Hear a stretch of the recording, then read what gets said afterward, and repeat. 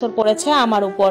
তিনি জানতে চাইলেন আমি আয়াতুল কুরসি পারি কিনা। আমি পারি না। তিনি একটা কাগজে লিখে দিলেন মুখস্থ করার জন্য, আর বললেন এরপর থেকে জিন আছে আশেপাশে মনে হলেই যাতে আমি সূরা নাস আর ফালাক পড়ে ফু দেই নিজের শরীরে। এই দুই সূরা সহ্য করতে পারে না জিন। সামনাসামনি কোনোদিন জিন দেখলে এই দুটো সূরা পড়ে ধুলা বা পানি ওটার দিকে ছিটিয়ে দিলেই চলে যাবে। এরপরে একদিন গভীর রাত, আমার ঘুম ভেঙে গেল সেই ঘাড়ের উপর কারো ঘন ঘন নিঃশ্বাস পড়ায়। আতঙ্কে অস্থির হয়ে পাথরের মতো শুয়ে থাকলাম। সূরা নাস, সূরা ফালাক, আয়াতুল কুরসি সবই আমার মুখস্থ, কিন্তু এই মুহূর্তে কিছুতেই মনে করতে পারলাম না। আমার ভয় বেড়ে গেল আরো দ্বিগুণ। আমি স্পষ্ট অনুভব করতে পারছি আমার পেছনে কেউ একজন শুয়ে আছে। সাথে সাথে এও অনুভব করতে পারছি সাধারণ কোনো কিছু ওটা নয়। অনেকক্ষণ চেষ্টা করার পর আমি সূরা নাসের প্রথম আয়াত মনে করতে পারলাম। সামান্য শব্দ করে পড়ে গেলাম পুরোটা। আশ্চর্য হয়ে দেখলাম নিঃশ্বাসের শব্দটা ধীরে ধীরে মিইয়ে গেল। দ্রুত মোবাইল হাতে নিয়ে আলো জ্বালিয়ে সেদিকে ঘুরলাম, কিছুই নেই। বাবা মাকে ভয়ের কৈফিয়ত দিতে হবে তাই আলো বন্ধ করেই ঘুমাই। ডিম লাইটের আলোতে ঘরে ঝাপসা আলো তৈরি হয়। দুনিয়ার অতি প্রাকৃত ভয়গুলো পুরোপুরি আলো কিংবা পুরোপুরি অন্ধকারে বাসা বাঁধতে পারে না।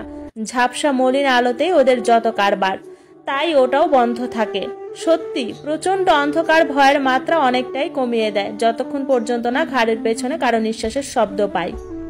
এর পরের কয়দিন এমন কিছুই ঘটেনি। 4-5 দিন পরের আর এক রাতে ঠিক একই রকম গরম নিঃশ্বাস অনুভব করে ঘুম ভেঙে গেল। আমি মুহূর্তেই আয়াতুল কুরসি পাঠ করলাম এবং ওটা চলে গেল। এমন ঘটনা এরপর থেকে প্রায় ঘটতে লাগলো। আমার ভয় কিছুটা কম লাগছিল, কারণ ওটাকে তাড়ানোর ক্ষমতা আমার ছিল।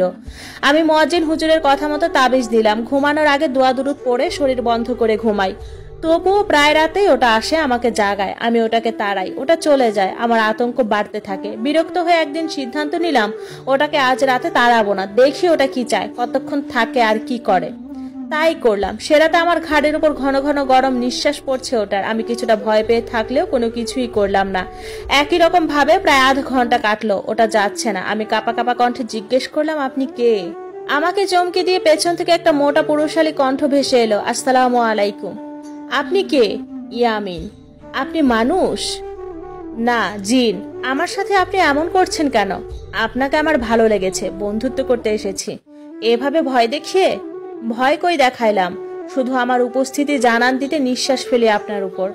আমার সাথে আপনি বন্ধুত্ব করতে চান কেন? আমার আপনাকে ভালো লেগেছে। আপনি ইফরাত জিন? জি। ভয় আমার শরীর মোচড় দিয়ে উঠল। আমি যতদূর জানি এই জিনেরা মানুষের সাথে মিশে যৌন সম্পর্ক করার জন্য। নারী পুরুষ দুই জাতের সাথে এরা কাজটা করে, মানুষকে অপদস্থ করে। এসব ভাবছি ওটার দিকে এখনো ঘুরে তাকানোর সাহস হচ্ছে না।